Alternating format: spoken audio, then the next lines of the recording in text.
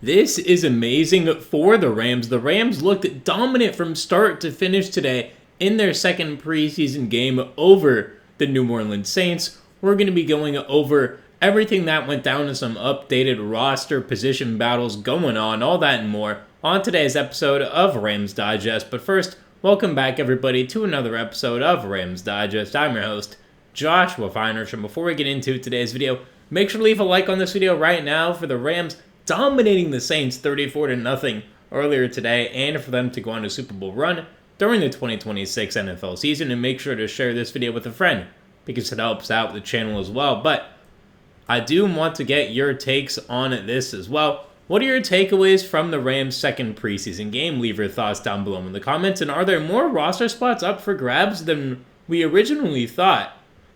Y for yes and for no. Leave all your thoughts in the comments down below. I'll be responding as always. And stay tuned to the end of today's video for my answer to these questions. Now we got to get to today's main story, which is about some players that a player I should say, that I really expected to have a great game last week, but did not. But this week, he came through. The game plan shifted a little bit, which I think was the right call for the Rams. And that player is CJ Daniels. He was a guy that I expected to get a lot of run, a lot of targets in the first preseason game against the Chiefs. That didn't really happen. But today against the Saints, he had an amazing game. And just going over his stats from the game today, just really show you why the Rams picked him up late in the draft. He had 8 catches, 68 yards, 8.5 yards per catch, 13 targets. Again, some of the throws were a little bit behind him, especially on a deflected ball. But overall, CJ Daniels showing you his strong hands as well. 6'2", 202. Again, we've seen him all throughout college have very strong hands and be a threat in the red zone. Again, the threat in the red zone was not really a thing today, but that is okay. Huge strides for CJ Daniels, something I am very, very happy to see. Something I wanted to see last week, that the Rams get him more involved. They do. He was their leading receiver, and he looked like one of the best players on the field. Again, the one thing I'd like to see him get better at is some elusivity. I do think that was lacking a tiny bit, but overall he was able to show his size, show his strong hands, good route tree ability as well, and he was blocking. He was getting his hands dirty. We heard Rob Havenstein talking about it all on the broadcast, really just going over how important it is for these Rams players, especially on offense, to be great blockers, and CJ Daniels was showing you that, and that is very important here this preseason. I believe he should be the wide receiver 3. I think he has the highest upside there, but as of right now, it looks like it's a two-man race between Muffin and Winnington. The fact that neither of them played today, but CJ Daniels, very nice to see him have a positive game after what I thought was a very lackluster week 1. Again, some of that was due to the game plan and coaching, but I'm very happy with what he did today. And now, in my opinion, a guy who has just been turning heads all of training camp. I was not hip to him early on in camp, but I am now, and that is undrafted rookie edge rusher Wesley Bailey. All right, this guy just flies all over the field. It is so fun to watch. Undrafted out of Louisville. He had the key forced fumble in the end zone as well as a sack early on in the game. Again, Wesley Bailey, as I said, flies all over the field. He plays with intensity, and he's making a push to make this roster, something I did not expect, but I legitimately think there is a chance for him to make this roster again. If we go over his stats from today's game, Wesley Bailey on the game was just awesome, as I said, making an impact in every which way he could. He's 6'5", 265. Again, the sack earlier, the sack in the game as well as the forced fumble. Again, he only had 6 sacks last year at Louisville, 15.5 for his college career, but again, some of that he had some injuries and didn't play as much. But in 2025, had a very, very complete season, 6 sacks there. And again, the big thing for him is finishing plays. He has the athleticism, again, the length, 6'5", 260. The Rams really value his length at the edge rusher position, and I can't blame him. He has looked awesome throughout this training camp, and I really think that he is making a push with Desjuan Johnson, a guy who has been there for a while now, and someone who's kind of become a fan favorite as of late, really. If you think about Desjuan Johnson, he made a lot of big plays in that Bears game, but Wesley Bailey has kind of outshined him overall throughout this preseason, and it's been pretty noticeable as of late, especially in this game. We saw Wesley Bailey, we heard about him getting reps with the ones, and I definitely do believe that, again, there's a real possibility Wesley Bailey makes this roster. But if we do look at what Desjuan Johnson did last year, the numbers don't necessarily tell the full story of his season because he made more of his impact late. But if we do get into these numbers again, he spent 3 seasons with the Rams, Desjuan Johnson, and last season he only played in 6 games, but he had 12 tackles, 4 solo, 8 assisted, 2 sacks, with no forced fumbles, no fumble recoveries, and no interceptions. But overall, again, just he makes his impact in other ways that we've seen. He's 6'3", 270. He's entering year 4, still just 26 years old. Wesley Bailey, coming in his rookie year, is already 25. So again, that is something to consider. Someone going into year 4 is only 26. Someone going into year 1 is already 25. So there is definitely something to be said about this, and I do think that it is a potential issue that the Rams are facing. Who is this 4th edge rusher? What is Wesley Bailey's upside? Because Desjuan Johnson, I think, is kind of stuck in a reserve role, but I really think that Wesley Bailey has a little more upside than what we've seen from Desjuan Johnson. However, Desjuan Johnson, I've seen him do it in the playoffs. I do believe he is the better choice for the 4th edge rusher, but just a quick update here on the edge rusher depth here. We got Myles, Garrett, Byron Young, Josiah Stewart, guys who aren't playing at all this preseason, guys who will be on this roster for sure. And then we get into the last spot, potentially, Desjuan Johnson / Wesley Bailey. I do think Desjuan Johnson is still the front runner, but if we do look at what Desjuan Johnson did in the preseason game today, he really didn't do too much. In fact, he didn't play, which is a good sign for him. The fact that he did not play, that they wanted to see a lot more out of Wesley Bailey, or it means they may keep 5 edge rushers potentially. Again, we also have to see if Aaron Donald ends up coming back, because then that changes some things, especially at the D tackle position. But I do think as of now, there's a real competition for that 4th edge rusher spot. As of now, I'd lean Desjuan Johnson. Wouldn't be Wesley Bailey, if he's available after the preseason, if he gets cut, will be on this practice squad. I'll guarantee you that if that happens, if he's available after waivers clear and all that. But I still think there's a shot they keep 5 edge rushers, and Wesley Bailey is on the 53, because he's looked awesome this preseason.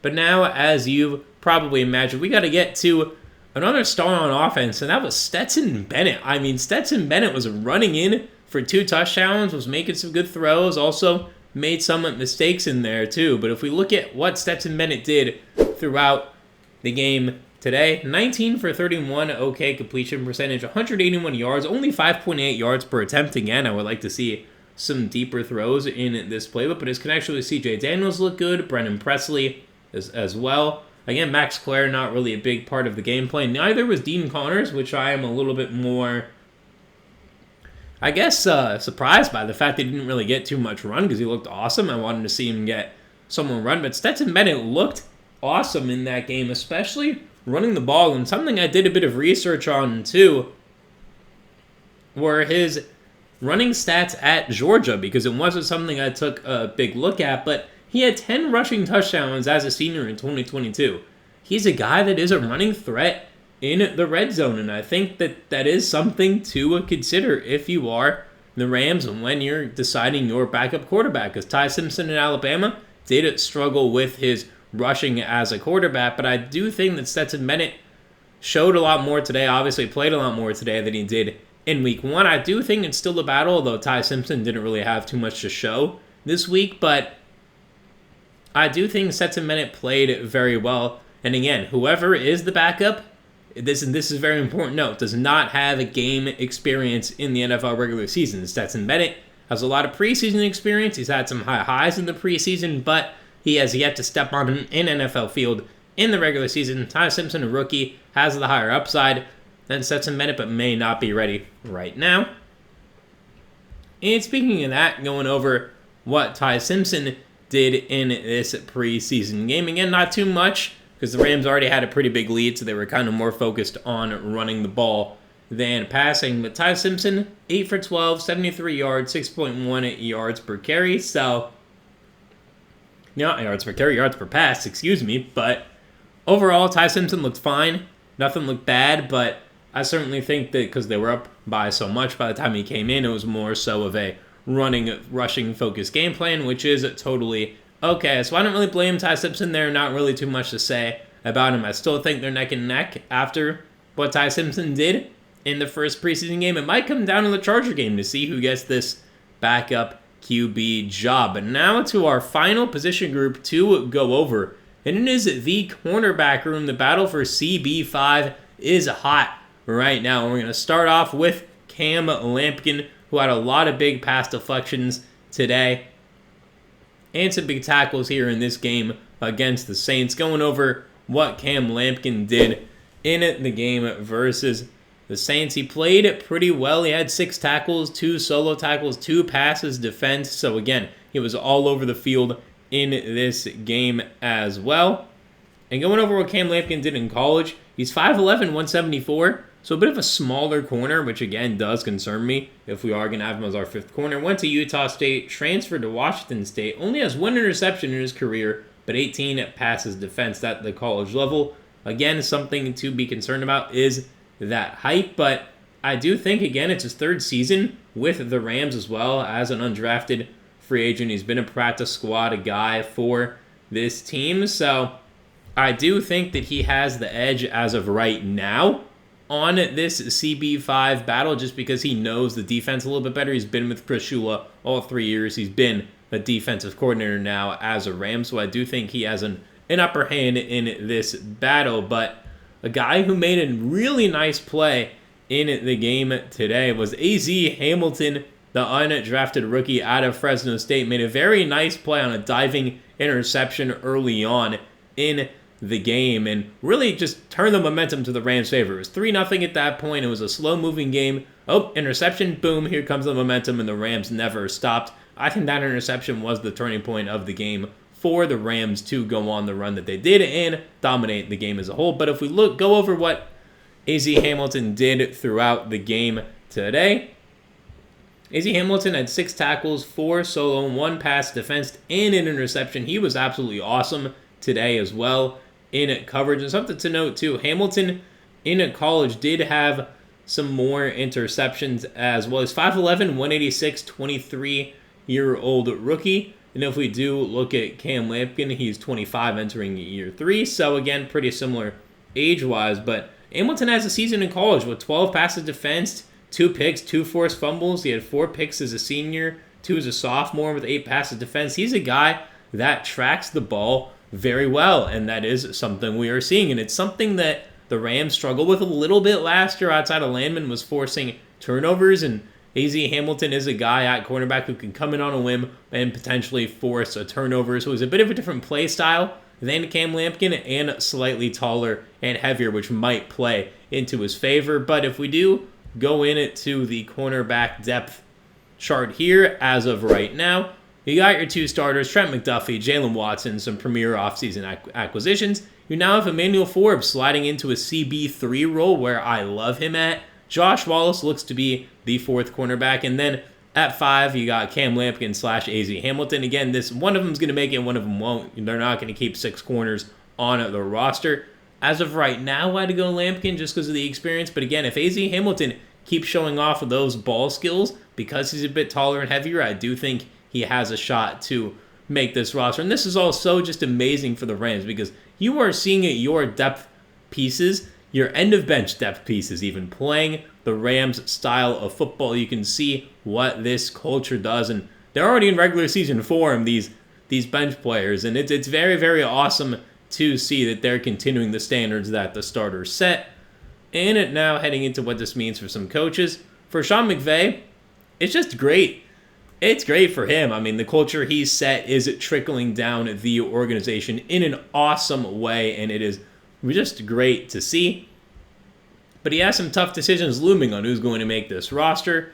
And then on the Nate Landman side of things as well, it's also great to see that his offense looking good. Again, this is a dumbed down version of it, but the fact that the offense has been pretty efficient, especially in this game. Again, your defense helped you out a little bit, but still, the fact that they were able to put the ball in the end zone when they got to the red zone more effectively than they were in the first preseason game, it shows that the depth pieces are understanding this offense, and I think the starters are as well. And I'm very excited to see how it looks for the regular season, and obviously going over what this means for Chris Shula as well. And it just means that his defense looking good. It's exactly what you want to see. After the way that the Rams ended last season, Josh and I and a lot of you had some doubts about Chris Shula. He lost out on head coaching jobs because of the way the season ended last year, but his defense is looking awesome. Again, they've had some yards given up on him, but that's okay. They've held teams to 12-0. They have yet to give up a touchdown this preseason, and it is just great to see these young players and these depth pieces understanding this defense. Again, with the starters, it might be a little bit trickier only because of the fact that you have a lot of stars on that defense that need to coexist, but I do think that what we've seen this preseason is indicative of what we could see at the Rams' peak.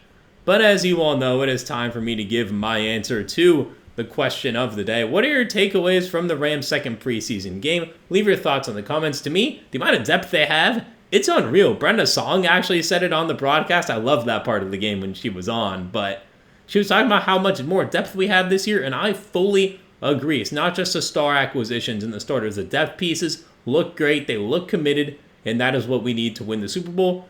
And are there more roster spots than we thought up for grabs? Comment down below right now. Why for yes and for no. I will be responding as always. To me, slightly yes. I didn't think Desjuan Johnson would have a lot of competition. He certainly does with Wesley Bailey. CB5 as well. The D-line, depth pieces as well. There are some more roster spots up for grabs that I did not think would be. But leave your thoughts on today's video in the comments. I will be responding as always. And that is all for today's episode of Rams Digest. Remember, leave a like on this video right now for the Rams dominating the Saints 34-0 today, and for them to go on a Super Bowl run during the 2026 season. Make sure to hit that subscribe button as well. We are just over 150 away now from 6,000 subscribers. So click that subscribe button and click that notification bell as well. Click all so you get notified and never miss whenever we post our daily new Rams Digest video content pieces covering all things Rams. And make sure to leave your thoughts on today's video in the comments down below. I will be responding as always. And share this video with a friend because it helps out the channel a lot. I've been your host, Joshua Finehirsh, as always. Thank you very much for watching another episode of Rams Digest. I hope you enjoyed it. I'll see you soon for another one, and have a great rest of your day.